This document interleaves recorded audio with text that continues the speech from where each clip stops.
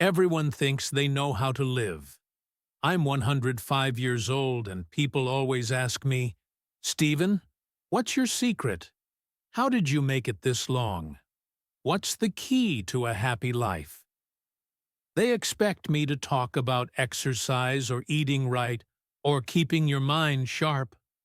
I do all those things, of course, but that's not what I'm here to tell you about. You want to know the real answer? Lean in. I'm going to tell you something that cost me 85 years to learn. The mistake that almost everyone makes, the one I made for most of my life, is this: always living for tomorrow. Always preparing for life instead of living it. And most people, they never catch on. They tell themselves, just a few more years. When I retire, when things settle down. And they die, waiting for someday to warn you. I waited. God help me. I waited my whole life. But I built and planned and postponed and promised later. And by the time I figured out that later was a lie, the people I was saving it all for were gone. That's why I'm telling you this now. Not because I got it right, because I got it catastrophically wrong, and I'm still here to warn you. Before you think I'm just some old man who doesn't understand pressure, let me tell you what I achieved. I made it to the corner office, built a career from nothing, started as a clerk in 1945, and retired as executive VP, provided for my family, never missed a mortgage payment, gave my kids everything they needed. My wife Karen and I, we had plans, beautiful plans.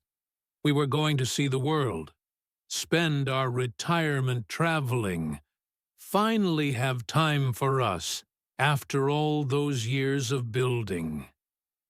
And then she died. 3 months before we retired. 68 years old, cancer gone.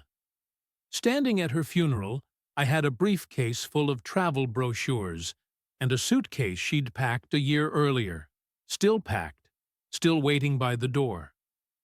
She died waiting for me to stop working, and I realized the pattern started on June 3rd, 1962, Elena's 8th birthday. I can still see her in that yellow dress Karen made, spent 2 weeks hand-stitching every button. The cake had 8 candles, pink frosting. Elena kept asking, "When's Daddy coming home?" I was supposed to be there at 5. I didn't get home until after 9. There was a dinner. Mr. Harrison from corporate. Critical, they said. Career-making, they said. I remember sitting in that restaurant ordering steak I didn't taste, nodding at jokes that weren't funny, while somewhere across town my little girl blew out candles without me. And when I finally walked through the door, Karan was cleaning up. Elena was asleep on the couch, still in her dress, tear stains on her cheeks. She'd waited as long as she could. Karan didn't yell. That would have been easier. She just looked at me and said, "She asked if you forgot her." "I'll make it up to her," I promised. "Next year will be different. I swear it."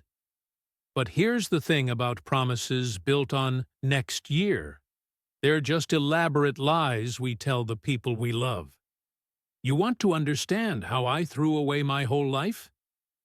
It started 10 years earlier, 1952. Karan Sullivan walked into the accounting office where I worked. 22 years old, new secretary, smile that could stop your heart. 6 months later, I married her. We had nothing. A 1-bedroom apartment, furniture from the Salvation Army, dreams bigger than our bank account. "We'll build something beautiful," I told her on our wedding night. "Give me 10 years, maybe 15. We'll have the house, the security, everything. And then, Karen, then we'll really start living. Our time will come. She believed me. God forgive me. She believed every word. So I worked. 60, 70 hours a week. Nights, weekends. Every promotion was proof I was building something that mattered. The apartment became a house. The house got bigger. The salary climbed. And every time Karen said, "Stephen, you're working so much," I had the same answer. Just a little longer. I'm doing this for us, for our future. Elena was born in 1954, then Vincent in 1957. Two beautiful children who learned to say, "Daddy's working," before they learned to ride bikes. I was building them a future.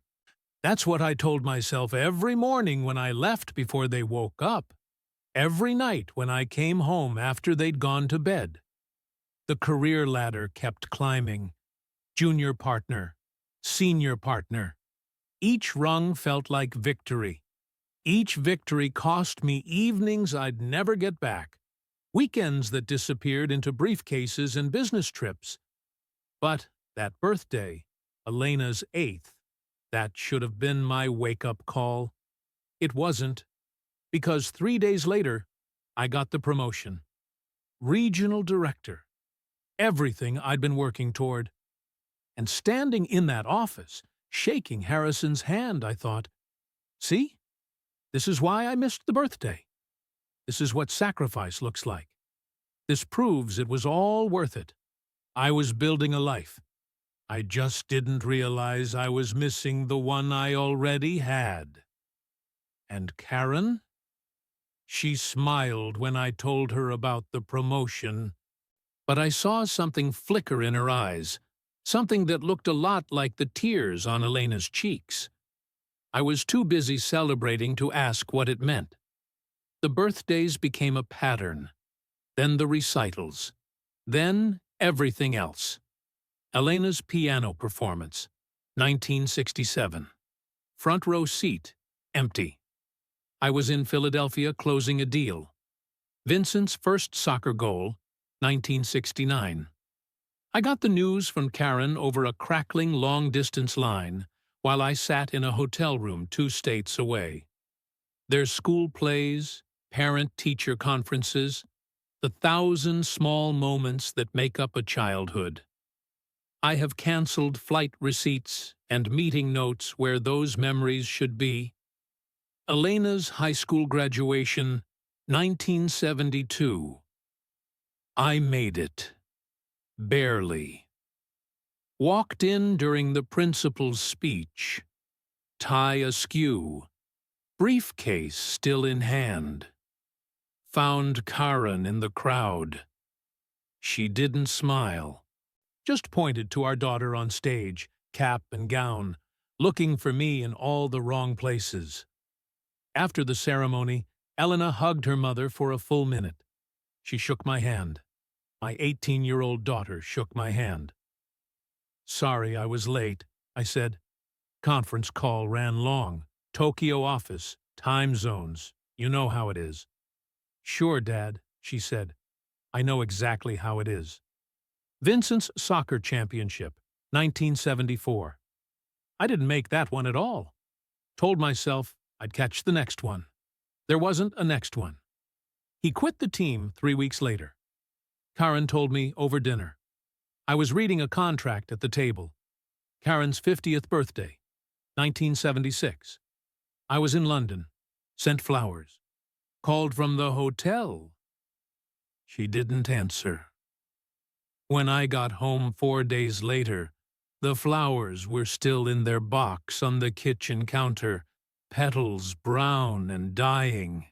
She'd thrown the card away without opening it. "When will it be enough, Stephen?" she asked me that night. We were lying in bed, backs to each other, miles of silence between us. "When do I get my husband back? When do the kids get their father?" "I'm making partner next year," I said. After that, things will calm down. Just a few more years, Karan. Then we'll have everything we need. I'd been saying just a few more years for 24 years. The house got quieter. Elena left for college in 1973, called home every Sunday, asked for her mother every time. Vincent stopped inviting me to things, learned not to expect me. Karan stopped setting a place for me at dinner, started eating alone, stopped waiting up, stopped asking when I'd be home. By 1980, I was living with 3 strangers who happened to share my last name. Vincent graduated high school in 1975. I missed it. Partner meeting in Chicago, couldn't reschedule. He didn't seem surprised. Elena got married in 1979. I walked her down the aisle, but I couldn't tell you the color of her dress or the name of half the guests. I was thinking about a merger the whole time. Made partner in 1977, just like I said I would. Thought it would change things. It didn't. Because there was always the next thing. Senior partner, executive committee, regional director. The ladder kept going up and my family kept drifting away. And every time Karan asked, "When, Stephen? When will it be enough?" I had the same answer. "Soon, I promise. Just a little longer." December 1982. Karan set down her coffee cup, looked me dead in the eye across our expensive dining table in our beautiful house, and said, "I don't recognize you anymore. Worse, I don't think the kids even know you." I opened my mouth to argue, to defend myself, to promise that next year would be different. But before I could speak, the phone rang. My secretary. Emergency board meeting. I took the call, and Karan walked out of the room. I didn't know it then, but that was the last real conversation we'd have for 5 years. At 65, I finally had everything I'd promised Karan 35 years earlier. Corner office on the 42nd floor. Executive vice president. Retirement package that would let us live like royalty. The house was paid off. The kids were settled. Elena in California, with 2 children I barely knew. Vincent in Boston running his own firm. Everything I'd sacrificed for. Everything I'd told Karen to wait for. It was all finally here. 2 more years, I told her in 1986. I retire at 67, and then it's our time. Really, our time. No more waiting. And something miraculous happened. Karen believed me again. Or maybe she just decided to hope one last time. She bought travel magazines, spread them across the dining table like treasure maps. Italy, Greece, Japan, Australia. Places we'd talked about in 1952 when we had nothing but dreams. "We can afford it now," she said, voice bright with something I hadn't heard in decades. Excitement. "We can finally do all of it, Stephen." She made lists, started a bucket list in a blue notebook. 47 things she wanted us to do together. Learn to tango, see the northern lights, renew our vows in the same church where we got married. She showed me that notebook every night. A page after page of Our Time Will Come, transformed into actual plans, real dates, booked possibilities. I watched her come alive again at 65, watched her smile like the 22-year-old who'd walked into my office a lifetime ago. We were going to make it. Finally, everything was going to be worth it. March 1986, 3 months after my 65th birthday. Karan came home from a routine checkup with words that stopped time. Stage 4 pancreatic cancer. How long? I asked the oncologist. Maybe a year, maybe less, maybe more with aggressive treatment. I looked at Karan. Her hand found mine. First time she'd reached for me in years. We'll beat this, I said.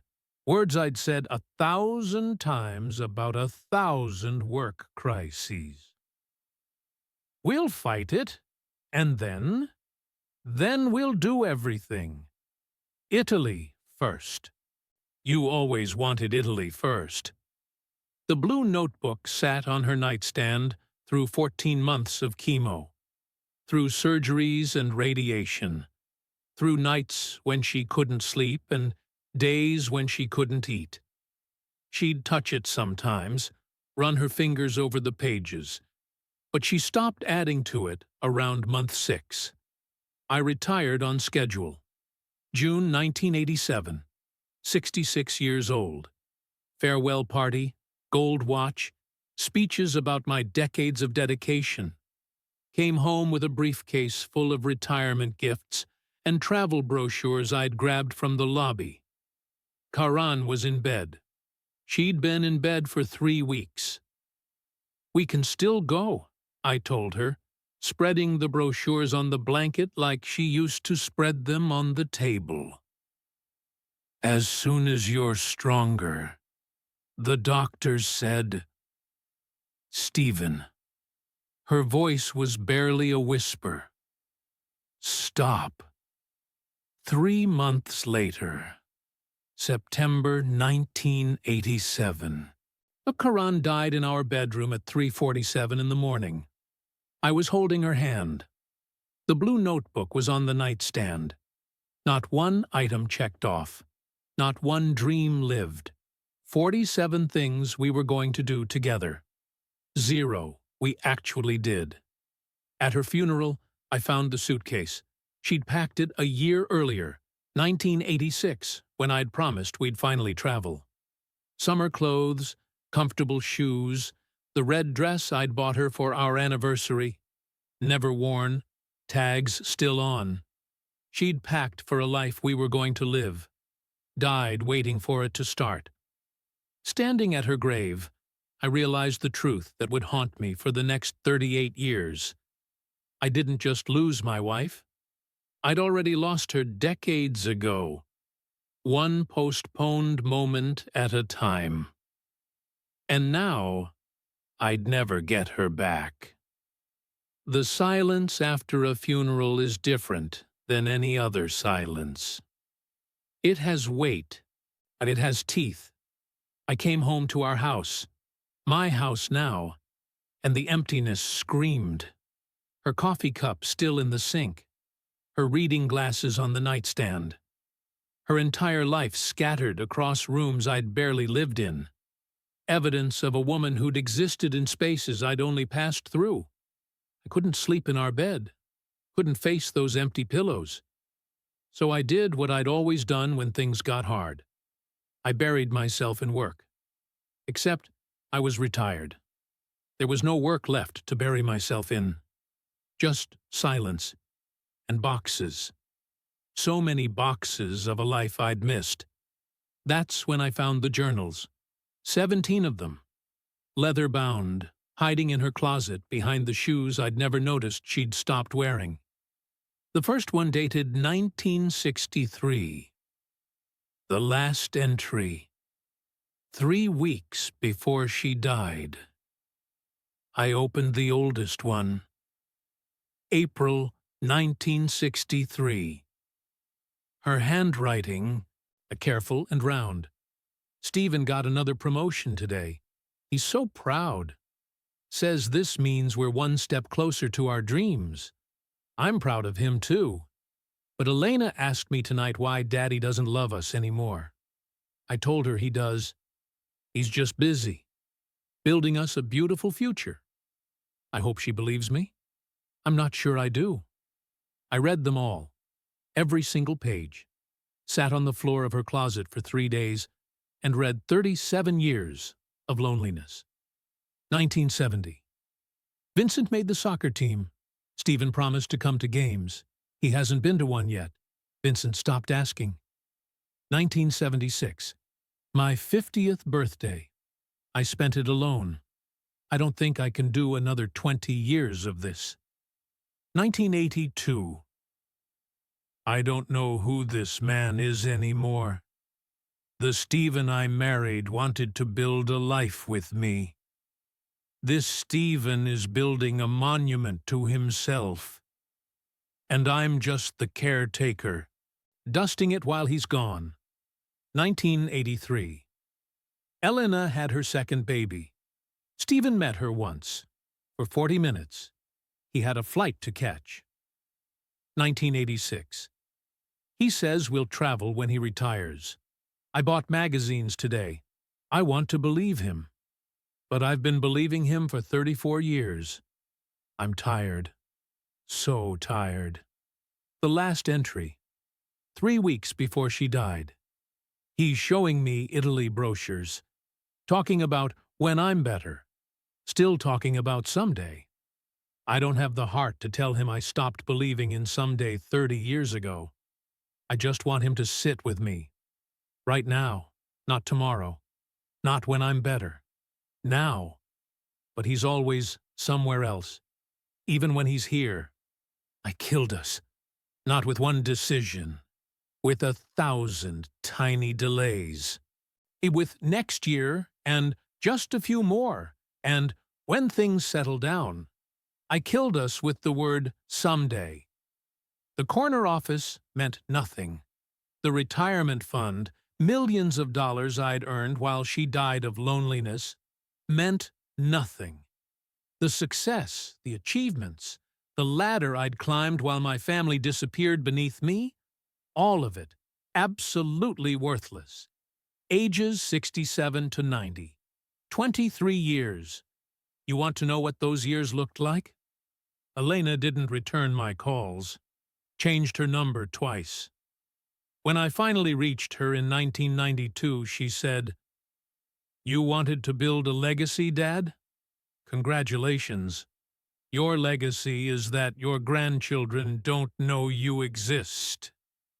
Vincent visited once a year. Christmas. Stayed for exactly 90 minutes. We'd sit in my expensive living room making expensive small talk. Two men who shared a last name and nothing else. Every morning I woke up in a house full of everything I'd worked for and no one to share it with. Every night I read Karen's journals and realized I'd spent 35 years married to a woman whose loneliness I'd never noticed. Then, in 2011, when I was 90 years old and had long accepted I'd die alone with my regrets, the doorbell rang. Elena stood there. And she wasn't alone. Elena stood on my doorstep with a boy I'd never seen before. 7 years old, dark hair, eyes like Karen's. "This is Oliver," Elena said. No hello, no warmth. "Your grandson." I'd known he existed. Birth announcement in 2004, sent to an address I'd moved from 3 years earlier. It had found me eventually. I'd sent a check. Elena sent it back, torn in half. Now, here he was. Real. Looking up at me like I was a stranger. Because I was. "Hi, Oliver," I said, my voice catching on his name. Are you really my grandpa?" His voice was small, curious, not accusing, just genuinely confused. "I am. Why don't I know you?" The question hung in the air like smoke. I looked at Elena. She looked right back, unflinching. "Go ahead, Dad. Tell him." "Well, The excuses lined up in my throat. Work, career, building security, all the reasons that had made sense for 60 years. "I was busy, Oliver. He was always too busy," Elena finished. Each word landed like a stone. "Too busy for me. Too busy for Grandma. Too busy for everyone except his job. That's why you don't know him. Because he chose not to be known. Oliver looked at me with something worse than anger. Pity. That's sad, he said simply. 3 words. 7-year-old wisdom. That's sad. We stood there in terrible silence. Then Oliver spotted something through my doorway. Is that a chess set? It is. My friend's grandpa taught him chess. Can you teach me? Every fiber of my 90-year-old body wanted to say yes. To grab this chance. This boy. This impossible second offering. But 90 years of muscle memory kicked in. I'd love to, but I have some calls to. I stopped. The words hung there, half-born. Oliver's face was already falling, already learning not to expect anything from me, already becoming another person I'd teach to stop hoping. Elena was turning away. Come on, Oliver. This was a mistake. Wait. The word came out desperate. Wait. I don't have any calls. Elena stopped, looked back at me with eyes that had given up on me decades ago. I don't have anything, I said, and for the first time in my life, I meant it as a gift, not a failure. No calls, no meetings, no place to be. Nothing more important than this. I looked at Oliver. I could teach you chess right now, if you want, if you'll let me. Oliver looked at his mother. Elena looked at me, really looked at me, for the first time in maybe 30 years, searching for something. Proof, maybe, that this time would be different. Please, I said. Not to Oliver, to her. I know I don't deserve it. I know I've used up every chance. But if there's one more, if you'll give me one more, I won't waste it. I swear to you, Elena, I won't. One chance, she said. Her voice was iron. You leave in the middle of a game. You check your phone. You make him feel like something else matters more. We're gone. Forever. You understand? I understand. Okay, Oliver said, walking past me into the house. But I should warn you, I'm probably going to be really good at this. I closed the door behind them, and for the first time in 90 years, I didn't wonder what I was missing somewhere else. That first chess game lasted 4 hours. Oliver won. I'd never been happier to lose anything in my life. Elena came back the next week. Then the week after that. By month 3, we had standing Tuesday afternoons. By month 6, Oliver was calling me on his own. Grandpa, can you teach me to build a birdhouse?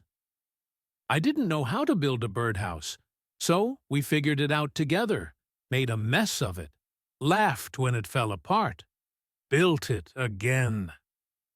90 years old, sitting on my garage floor covered in sawdust with a 7-year-old. And I felt something I hadn't felt since 1962. Present. Fully, completely present. The calls became weekly. Then twice weekly. Elena started staying for dinner, started telling me about her life, her marriage, her work, her fears about Oliver growing up too fast. Things she'd stopped telling me 30 years ago when she realized I wasn't listening. This time, I listened. No phone, no distractions, just my daughter's voice filling rooms that had been silent too long. Year 2, Vincent called. Elena says you're different. I'm trying to be. Long pause. My daughter Iris just turned 5. She's been asking about her grandfather. I'd like to meet her, I said. If you'll let me. Another pause. Saturday, 2 o'clock. Don't be late. I was there at 1:30. Iris taught me about butterflies. We spent 3 hours in my backyard watching monarchs. She asked 1,000 questions. I didn't have half the answers. Didn't matter. What mattered was we were finding them together. Age 90 to 105. 15 years. You want to know what I did with them? I taught Oliver to fish. Badly. We caught nothing. Didn't care. I showed up to Iris's piano recitals, every single one.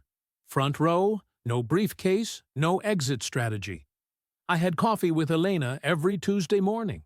No agenda. Just coffee and conversation, and the sound of my daughter laughing, something I'd almost forgotten existed. I took walks with no destination, read books for pleasure, not for business. Learned to cook, Karan's recipes from a box I'd never opened. Burned most of them. Tried again? Vincent and I rebuilt our relationship one awkward conversation at a time. It took us 5 years to say, "I love you," without choking on it. Worth every uncomfortable second. The irony wasn't lost on me.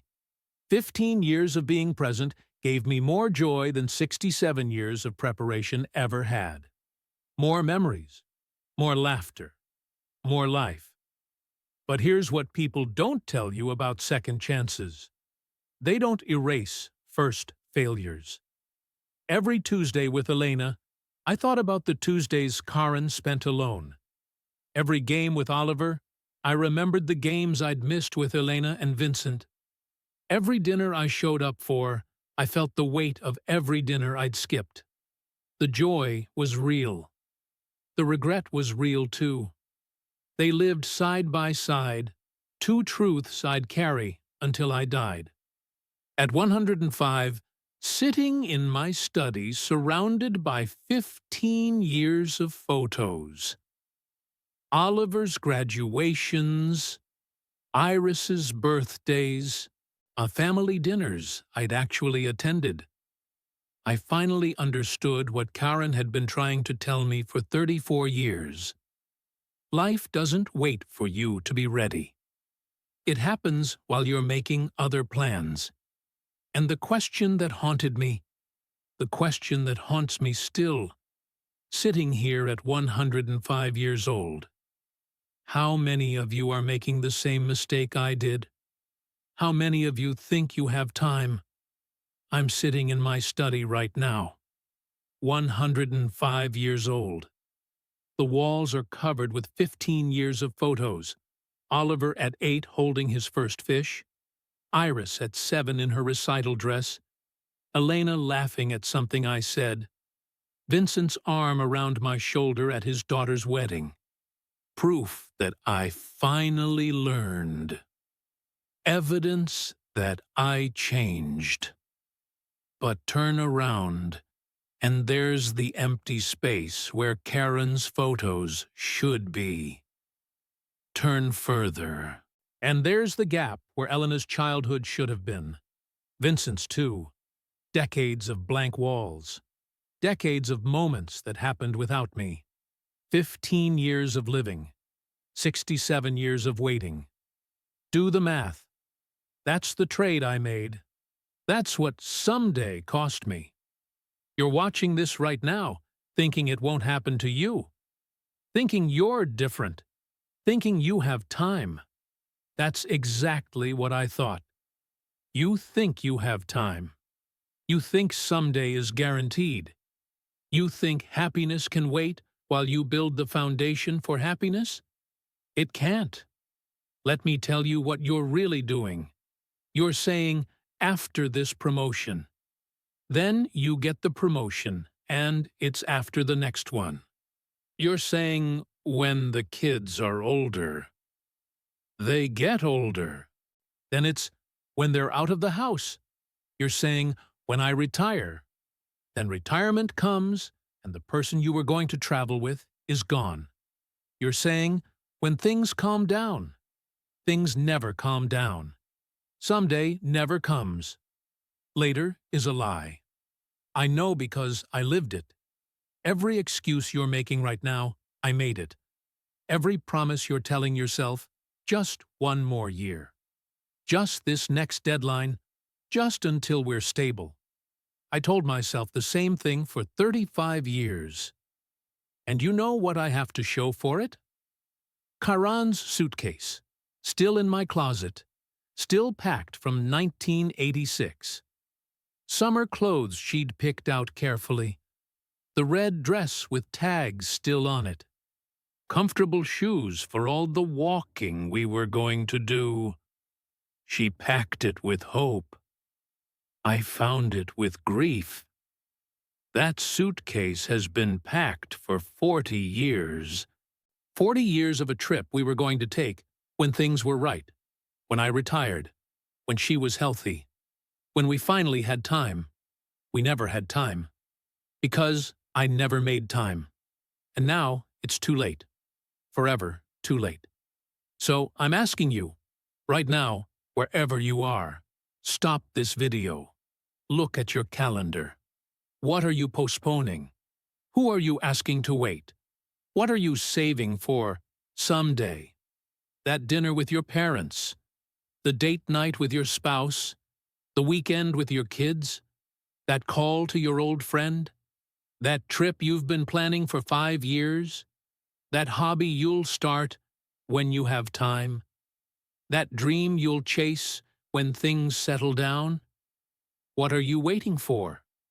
What magical moment do you think is coming when everything will finally be perfect enough to start living? It's not coming. This is it. Right now. This is your life, not next year, not after the promotion, not when things calm down. Now. Karen died waiting for someday. Elena grew up watching me leave. Vincent learned not to expect me. I lost 35 years to a lie I told myself every single morning. Tomorrow, I'll start living. Don't do this. Don't be me at 105, surrounded by 15 years of joy and 67 years of regret. Don't build a beautiful life you never move into. Don't pack a suitcase you never unpack. Call them. Tonight. Now. Tell them you love them. Show up. Be there. Choose presence over productivity. Because here's what I learned too late. You can't save time. You can only spend it. And the real question, the only question that matters, is this. When you run out, will you have spent it on living or on waiting to live? And I'm 105 years old. I have everything I spent 67 years working for. The house, the money, the security, the corner office plaques gathering dust in my garage. Every single thing I told Karen to wait for. And I'd give it all back. Every dollar, every achievement, every promotion for one more hour with my wife. I'd trade the corner office for one more birthday with Elena. Just one. Let me be there when she blows out the candles. Let me see her face light up when I walk through the door instead of watching it fall when I don't. I'd burn every achievement to have been present for Vincent. Every trophy, every title, every congratulations that meant nothing because the people I loved weren't there to say it. The final truth. The one that took me 105 years to fully understand. Success without presence is the cruelest failure. You can't save time. You can only spend it. And the question isn't whether you'll run out. You will. We all do. The question is whether you'll have lived before you do.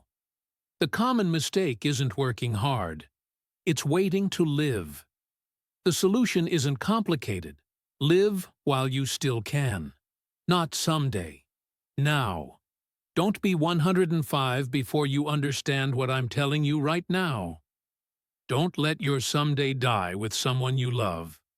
Don't make my mistake. I'm sitting here surrounded by 15 years of photos. Proof that I finally learned. But look at all these empty walls. That's proof I learned too late. Don't wait as long as I did. You don't have as much time as you think.